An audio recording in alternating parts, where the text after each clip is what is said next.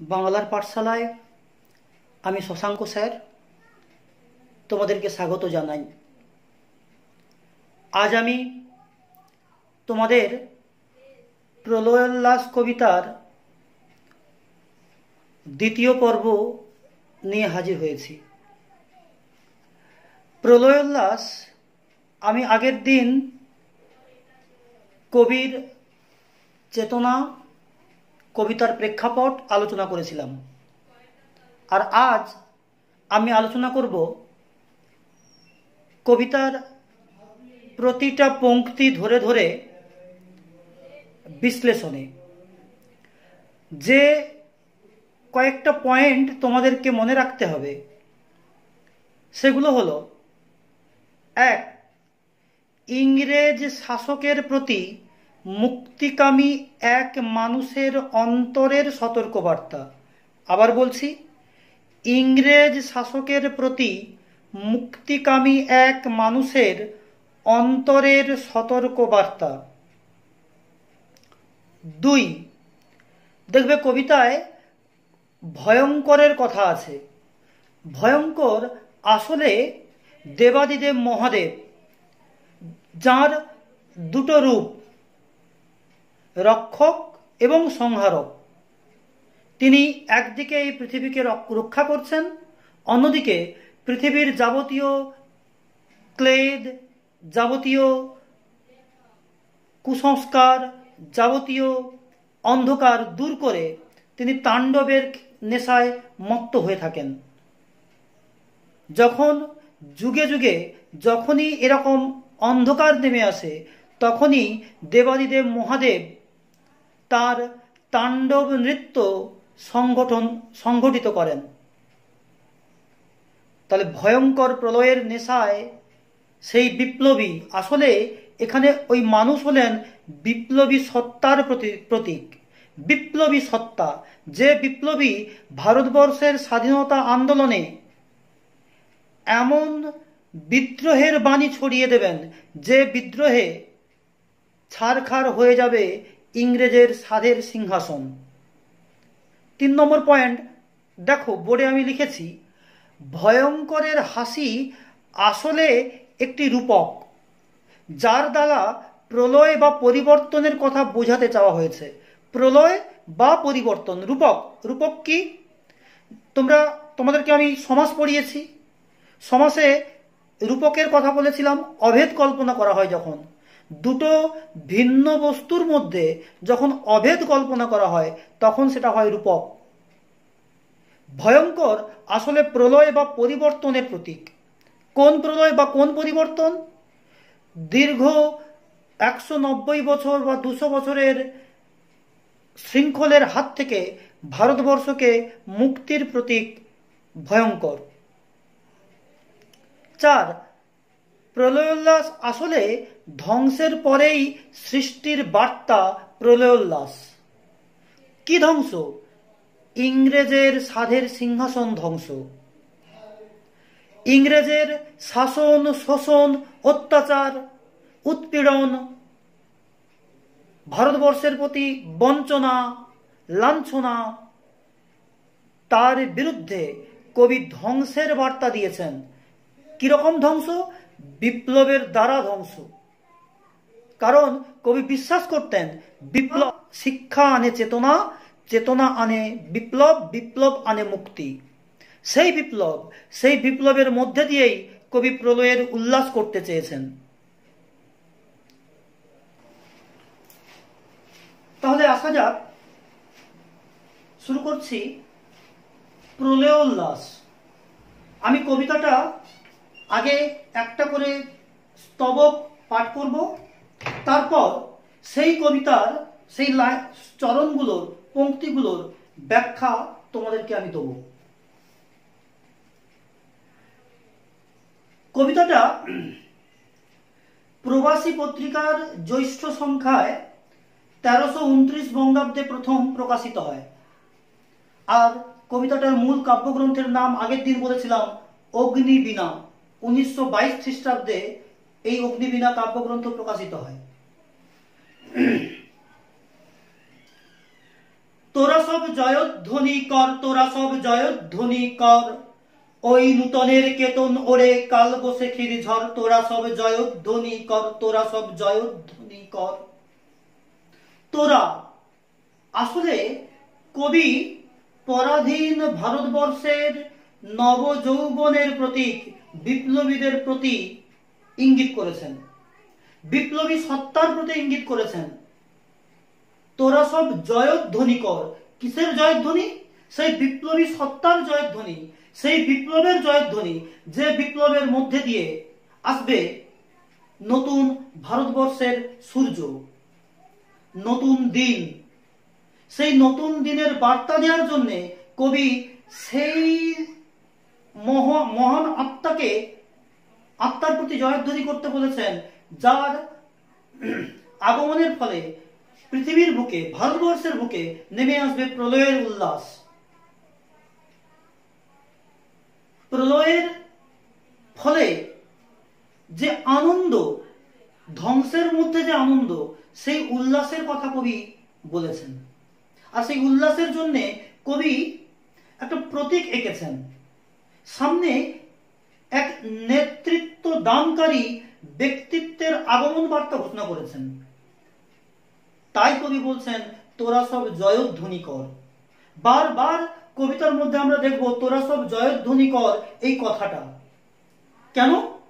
কারণ জয়ধ্বনির মধ্যে দিয়েই আসবে নতুন দিনের ভোর, নতুন সূর্য ধরা দেবে, উদিত হবে নব জীবনের সূর্য, নতুন দিন।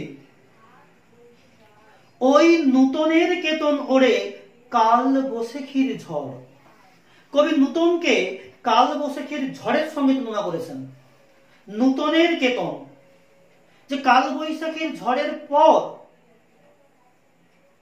এক আকাশ বিদ্রোহের পর, কাল বৈশাখীর ঝড়ের ফলে যেমন পরিবেশ শান্ত হয়, ঠিক সেরকম কবি ঘোষণা করেছেন বিদ্রোহী সত্তার বিদ্রোহের মাধ্যমেই আসবে নব জীবনের গান। নূতনের কেতন কবি ওড়াতে চেয়েছেন। যারা নূতন, যারা যৌবনের প্রতিনিধি, তাদের প্রতি কবি বার্তা দিয়েছেন যে আজ নূতনের কেতন উঠছে, কাল বৈশাখীর ঝড় নূতনরা নিয়ে এসেছে, যে ঝড়ে ভেঙে গুঁড়িয়ে তছনছ হয়ে যাবে ইংরেজের সিংহাসন, ইংরেজের শাসন, শোষণ, লাঞ্ছনা, বঞ্চনা, প্রতিরোধ। যতই ইংরেজরা বিভেদের তাস খেলুক না কেন, সম্প্রদায়ের মধ্যে বিভেদের তাস যতই খেলুক না কেন, কখনো তা স্থির হতে পারে না। তাই কবি নূতনের কেতন ওড়াতে চেয়েছেন। আর সে কেতন কিভাবে উঠবে? ওই কাল বৈশাখীর ঝড়ের মতো বিদ্রোহের ফলে। চারিদিকে বিদ্রোহের বাণী ঘোষিত হলে তবে নূতনের কেতন উঠতে পারে, নতুবা নয়। আসছে এবার অনাগত প্রলয় নেশার নৃত্য পাগল। কবি কামনা করেছেন সেই অনাগত যে আসছে,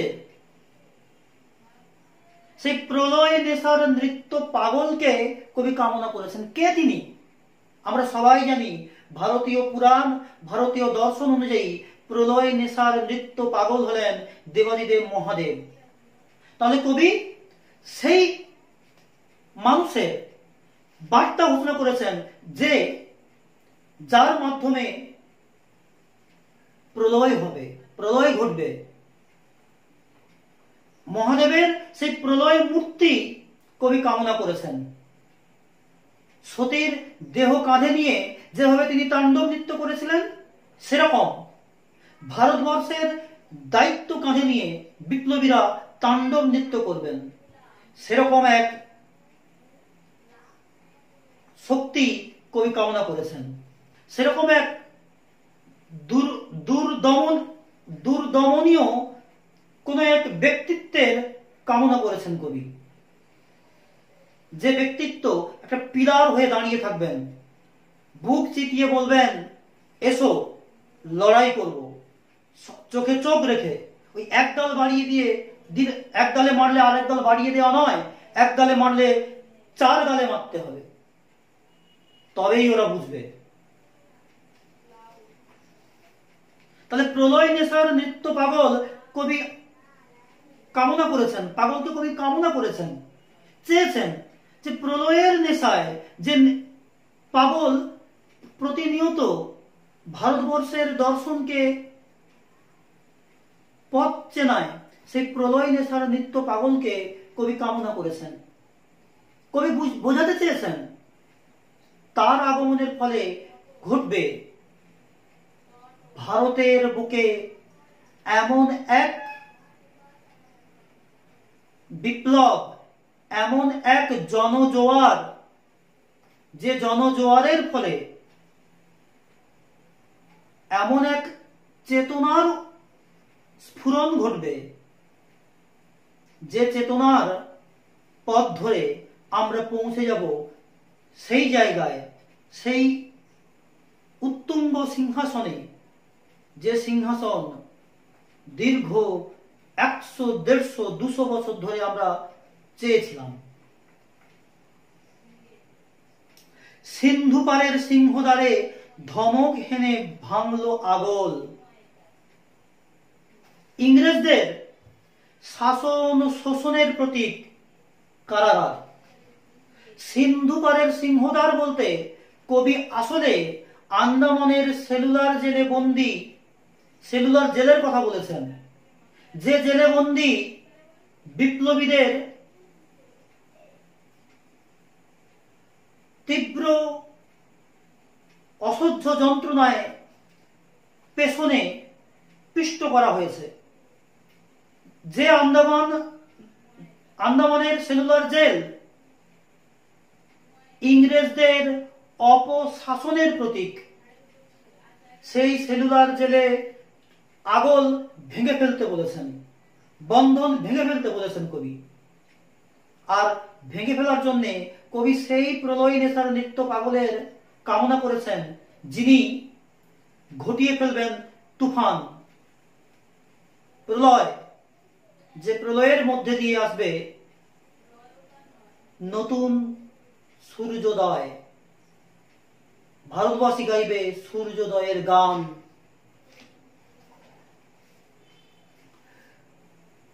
মৃত্যু গহন অন্ধকূপে মহাকালের চণ্ড রূপে। ধমক হেনে ভাঙলো আগল মৃত্যু গহন অন্ধকূপে।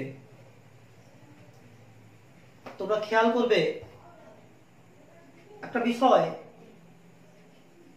বলা হয় সিরাজ উদ্দৌলা নাকি অন্ধকূপ হত্যা করেছিলেন, যদি ঐতিহাসিকরা তথ্য বিশ্লেষণ দিয়ে ভ্রান্ত প্রমাণ করেছেন ইংরেজদের সেই ইতিহাস।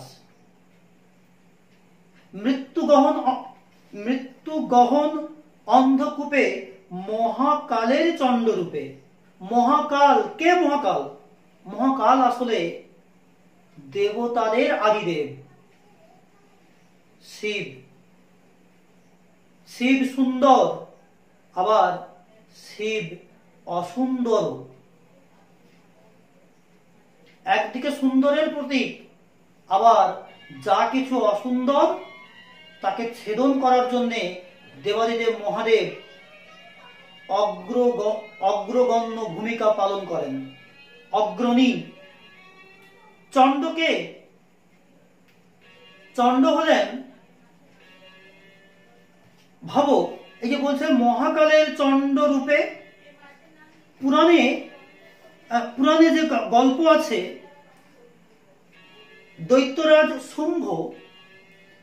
দৈত্যরাজ শুম্ভের অনুচর হলেন চণ্ড। দেবীর সঙ্গে যুদ্ধে এই চণ্ড উপস্থিত হন। উপস্থিত হলে দেবী দুর্গা কৌশিকী রূপ ধারণ করেন, আর কৌশিকী রূপ ধারণ করে এই চণ্ডকে বধ করেন, হত্যা করেন, নিধন করেন। কবি বলছেন মহাকালের চণ্ড রূপের মতো আসতে হবে। ইংরেজদের এমন ভয় ধরাতে হবে যখন ইংরেজরা বুঝবে যে আর নয়, আর বেশি দিন নয়, এবার আমাদের শাসনের ভিত নড়ে গেছে। মহাকালের চণ্ড রূপে, এখানে চণ্ড উগ্র বা বিভীষিকার প্রতীক। চণ্ড আসলে উগ্র বা বিভীষিকার প্রতীক। এমন উগ্র মূর্তি ধারণ করতে বলছেন, মহাকাল যে উগ্র মূর্তি ধারণ করতেন সেই রকম উগ্র মূর্তি ধারণ করতে বলছেন বিপ্লবীকে। নবযৌবনের প্রতীক বিপ্লবী সমাজকে। ধূম্র ধূপে বজ্রশিখার মশাল জেলে আসছে ভয়ঙ্কর। কবি সেই ভয়ঙ্করের আগমন দেখতে পেয়েছেন, আগমন বার্তা পেয়েছেন। যে ভয়ঙ্করের হাতে বজ্রশিখার মশাল রয়েছে, যে বজ্রশিখার মশালের মধ্যেই নিহিত আছে ধ্বংসের মধ্যে সৃষ্টির গান, ধ্বংসের মধ্যে সৃষ্টির ইতিহাস। সেই ধ্বংসের মধ্যে দিয়ে, সেই সৃষ্টির মধ্যে দিয়েই কবি দেখতে পাবেন নতুন জীবনের গান, নতুন দিনের গান। তাহলে যতটা পড়ালাম এর মধ্যে যে পয়েন্টগুলো আমি বললাম, এক, কবি সেই নূতনের কেতন ওড়াতে চেয়েছেন যে নবীন সমাজ বিপ্লবের ধ্বজা বহন করছেন। কাল বৈশাখীর ঝড়ের মতো সবকিছু উড়িয়ে নিয়ে শান্ত হয়ে যাবে এদেশ। দুই, প্রলয় নেশার নৃত্য পাগলের কামনা করেছেন। তিনি আসছেন, কবি বুঝতে পেরেছেন প্রলয় নেশার নৃত্য পাগল আসছেন, যার প্রলয়ের নৃত্যে সমস্ত কিছু ছাড়খাড় হয়ে যাবে। ইংরেজের এতদিনকার স্বাদের সিংহাসন ধূলিসাৎ হয়ে যাবে। আর তিন, সিন্ধু পারের সিংহধারে কবি আঘাত হানতে চেয়েছেন। যে কারাগার কিনা ইংরেজদের অপশাসনের প্রতীক, শোষণের প্রতীক, শাসনের প্রতীক, সেই কারাগারকে ভাঙতে চেয়েছেন। তোমরা মনে করবে ভাঙার গান কবিতায় কিন্তু কবি সেই গানই শুনিয়েছিলেন। কারাগারকে ভাঙতে হবে। কারারই লৌহ কপাট ভেঙে ফেলে কর্রে লোপাট, রক্ত জমাট শিকল পূজার পাষাণ বেদী। ওই পাষাণ বেদী ভাঙতে হবে। চার, মহাকালের চণ্ড রূপের মতো কবি সেই বিপ্লবী বা সেই উগ্র বা ভয়ঙ্করের বিভীষিকার আগমন বার্তা ঘোষণা করেছেন, যে চণ্ড রূপে ঘোষণা হবে বিপ্লবের, ইংরেজের বদ্ধভূমি, বিপ্লবের বাণীর মধ্য দিয়ে।